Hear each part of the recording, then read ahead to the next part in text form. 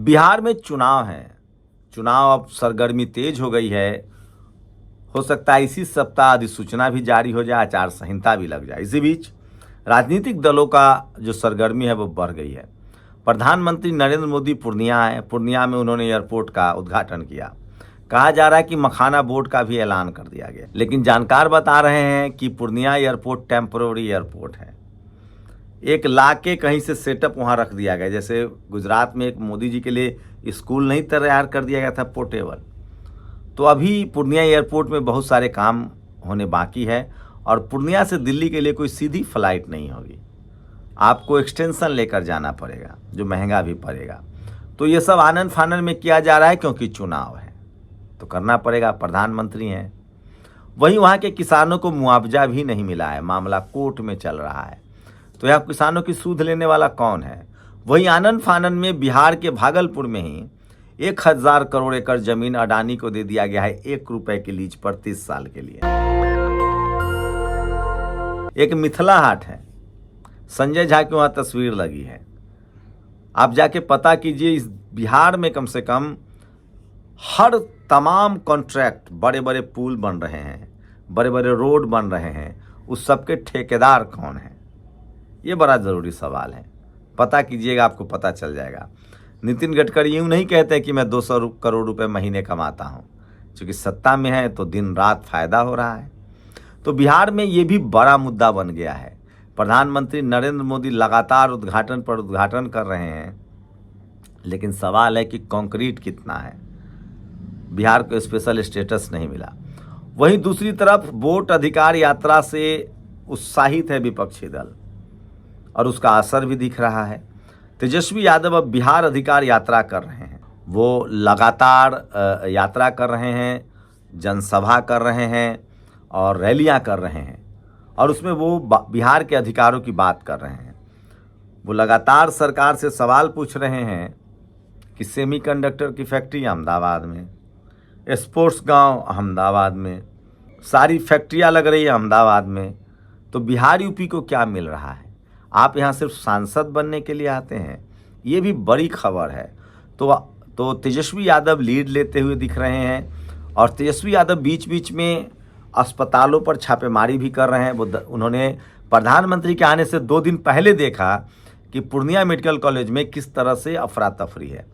बाहर झाड़ फनूस लगा दिया गया है, लाइटिंग लगा दी गई है, लेकिन इलाज नहीं हो रहा है। लेकिन तेजस्वी यादव इससे आगे बढ़ते हैं। एक जीवेश मिश्रा हैं, उन पर एक बहुजन समाज के पत्रकार यूट्यूबर ने सवाल पूछ दिया, उसको मारा गया, गाली दी गई, नाक तोड़ दिया गया। इससे पहले कुछ दिन लेसी सिंह नाम की एक मंत्री हैं, उनसे सवाल पूछ दिया गया, वो खबर चला दी गई कि 4 किलो राशन मिल रहा है 5 किलो की जगह पर, उस पर FIR दर्ज करा दिया गया, उनके क्षेत्र का है। अब नेता तो सीधे FIR करेगा नहीं, जाके करवाएगा ही। ये टैक्टिस कौन नहीं जानता है? तो सैया भय कोतवाल तो डर कहेगा। तो तेजस्वी यादव उस पत्रकार के साथ खड़े हो गए और थाना गए और उन्होंने वहाँ FIR करवाया। तो बिहार चुनाव में ये भी सबसे ज़्यादा फेमस हो रहा है, और तेजस्वी लगातार सोशल मीडिया का इस्तेमाल कर रहे हैं और वो लगातार बिहार में दौरा भी कर रहे हैं। इस बीच आपको बता दें कि आकाश आनंद भी लगातार दौरा कर रहे हैं। 20 तारीख तक उनका दौरा है और वो दौरा चंपारण में ख़त्म होगा। आज गोपालगंज में है, 18 को उनका दौरा हाजीपुर में होगा। तो आकाश आनंद जो BSP के युवा नेता है, वो भी लगातार बिहार का दौरा कर रहे हैं।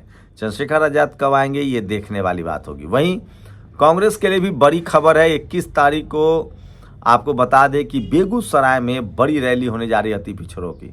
तो बिहार में चुनावी समीकरण को लेकर लगातार बात हो रही है।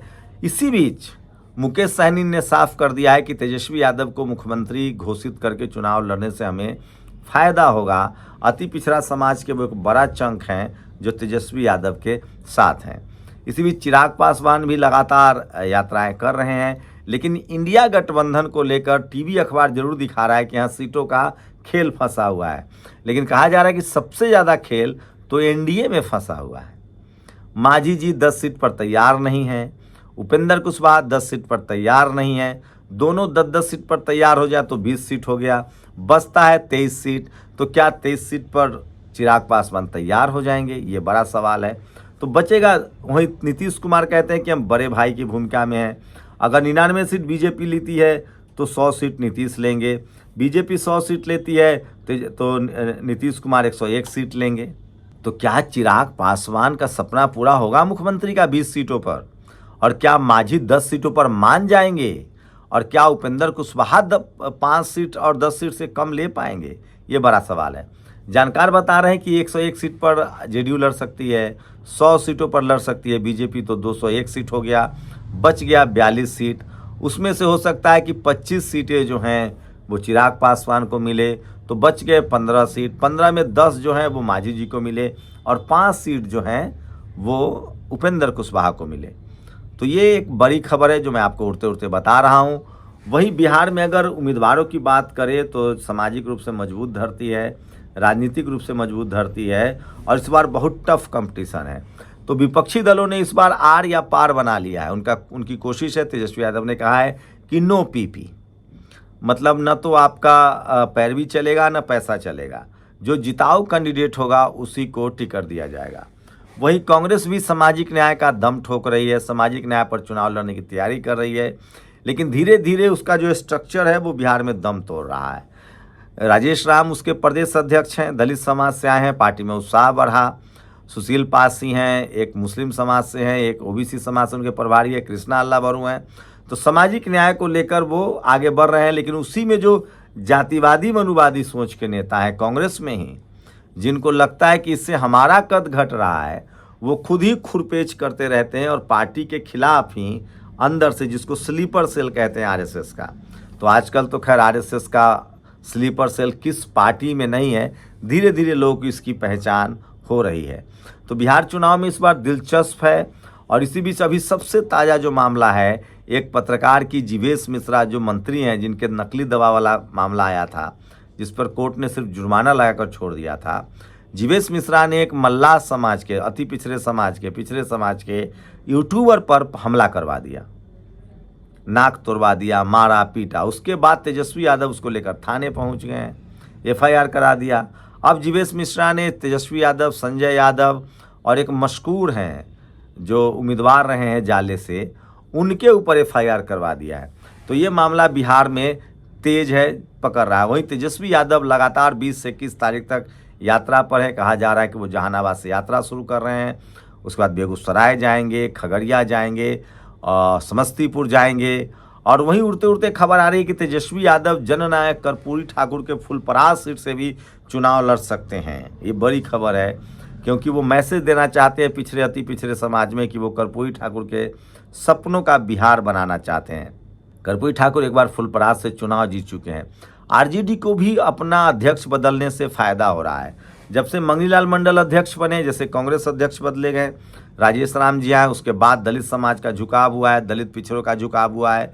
राहुल गांधी सामाजिक न्याय की बात कर रहे हैं, अनिल जय हिंद हो या राजेंद्र पाल गौतम के पार्टी में आने से पार्टी को फायदा तो हो रहा है।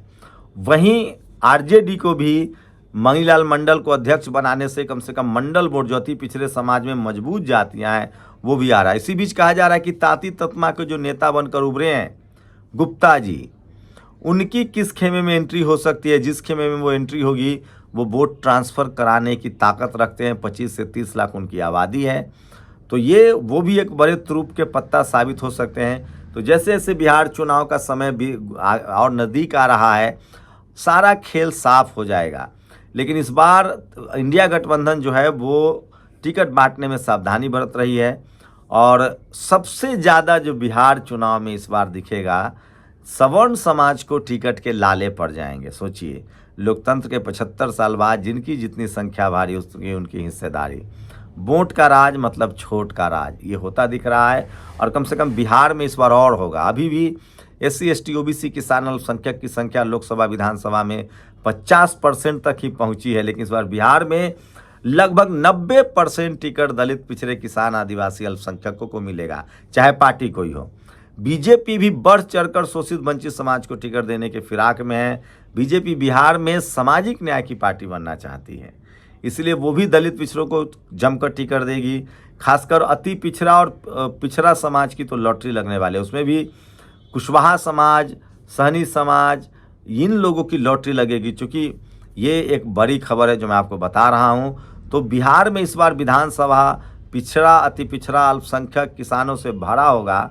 तो आज चौंकिएगा मत, क्योंकि ये सामाजिक न्याय की धरती है, जगदेव बाबू की धरती है, और यहाँ पर सामाजिक न्याय जननायक कर्पूरी ठाकुर की धरती है, और यहाँ पर सामाजिक न्याय लोगों के जुबान पर बसता है। यहाँ आप किसी को जाति के नाम पर, धर्म के नाम पर नहीं बहका सकते हैं। यहाँ लड़ाई सामाजिक न्याय, सोशल जस्टिस के नाम पर है, जिसको जातिवादी मनुवादी मीडिया कहती है कि जाति के नाम पर वोट होता है। यहाँ जाति के नाम पर वोट नहीं होता है, सामाजिक न्याय के नाम पर वोट होता है। आप लोग अपनी राय जरूर दीजिए। शुक्रिया। दस्तक की आपसे गुजारिश है कि अगर इसको बचाना चाहते हैं तो नेशनल दस्तक को सब्सक्राइब करने के लिए रेड कलर के सब्सक्राइब बटन को दबाएं, फिर बेल आइकन की घंटी दबाएं। नेशनल दस्तक को बचाने के लिए बहुत जरूरी है कि हर खबर को शेयर करें, लाइक करें, कमेंट जरूर करें।